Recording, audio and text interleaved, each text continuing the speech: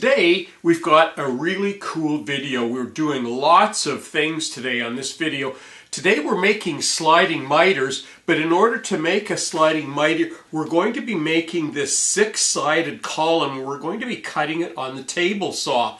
And you'll see how that works. It's a very interesting little project, but the actual sliding miter part of it, we'll be making a leg that looks like this, and we'll be cutting a slot in the sliding in our column and putting the sliding dovetail in like that, so that we're going to be making something that looks like this for a little table that we're making. So stay with us and watch how to make not only a six-sided column but also sliding dovetails. Now we need something for the legs to go into, and if we're looking down through the top of the table down at the legs, we could use a triangle, and that would look just simply like that, and the legs would look like that. They would come off, and that would be fine, but we could do something a lot more elegant. This is pretty easy to cut on the table, so it's just a 45-degree angle. But we want something a little bit more elegant than that, so we're going to do a six-sided piece. So we're going to double this, and we can cut that on the table saw. And here's how that works.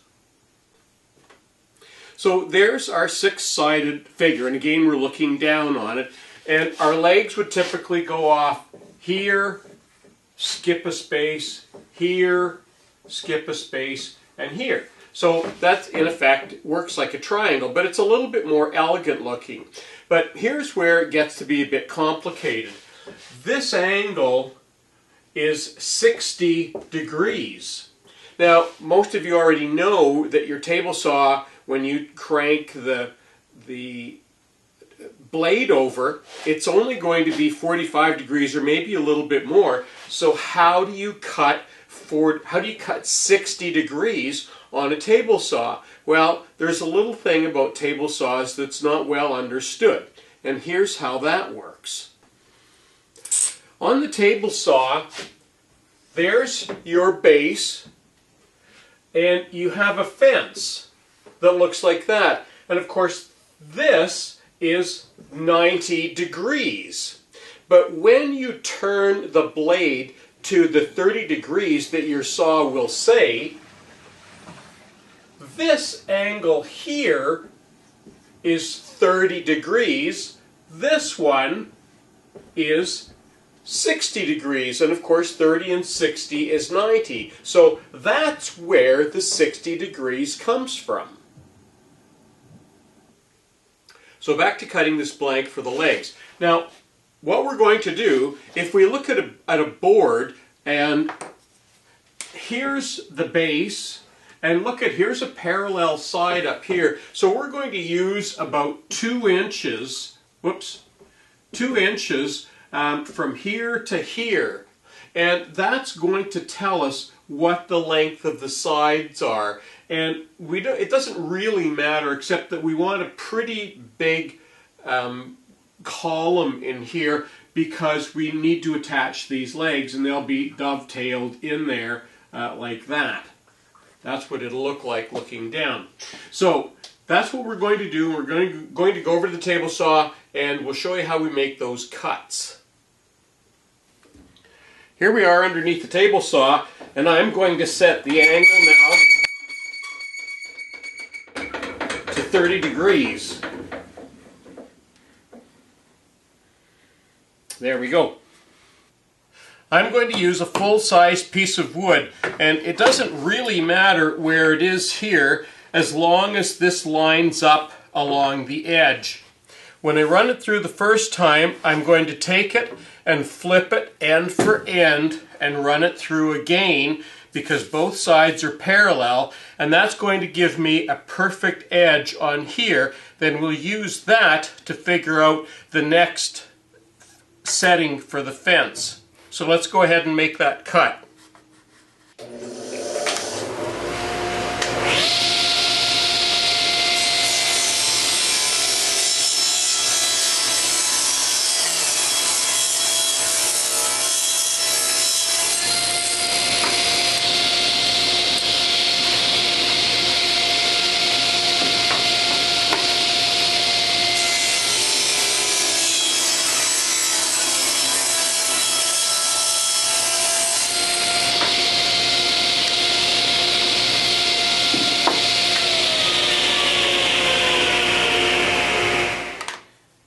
Now you can see we've got two perfect cuts in there because I flipped them over. That's right down the middle. Now this is the face. This tells us what the face is that we're going to need.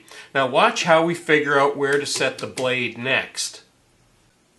So just to give you some orientation, here we are at the back of the saw, and here's where we push wood through. Now let's get a tight shot on this.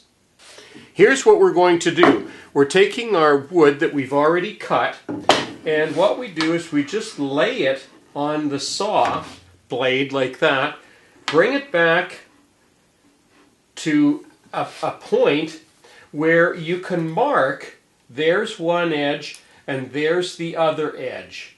And that's what I want to do, and I'll move that. I just put a little tick on there, and what I'm going to do is move this like that.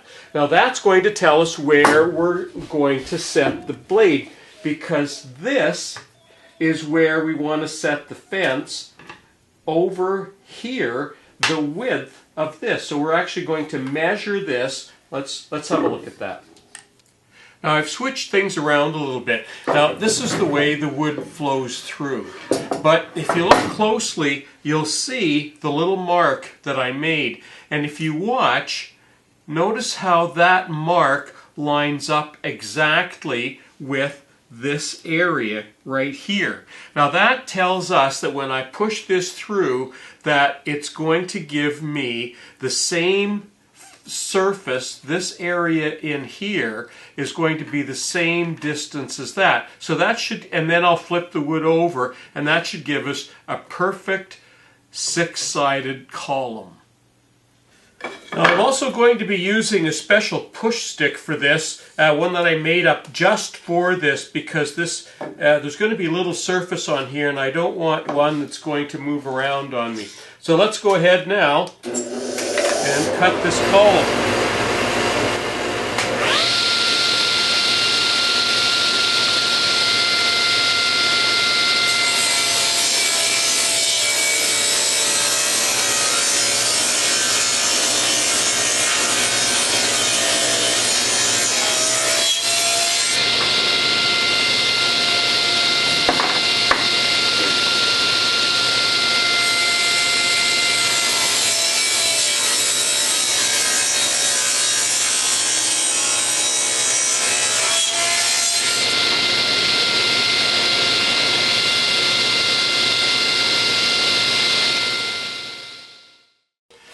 And there's our six-sided column. And we'll use this now for our legs. And there's my template. So there's the first look at a template. And the sliding dovetail will go in like that. So that's what the legs are going to look like. And we'll cut this off later on, but in the meantime, we want to have a nice big piece to work on the router. Well, we finally get to the router table where we can cut our slots now for the sliding dovetail, and we've got our six-sided piece, and I've actually marked the center, and we'll show you some close-ups of all of this. There's our dovetail bit in the router, and I've already done a test cut of it, so I've figured out the height, and I've also figured out the distance, and you can see the mark on the six-sided piece of wood. And when I drop that onto the bit, that little line aligns perfectly. You can just barely see at the end of my finger there's a tiny little hole, a center hole in the top of that bit, and those line up perfectly. When I move the wood through the router bit, I don't want to go all the way, and I have a stop, and that's what that stop is for. So I'm going to go in and go right through to the stop, then I'll bring it back, then I'll go 1, 2, and do the next one, 1, 2, and the third one, and that'll give me a dovetail on every third or every other.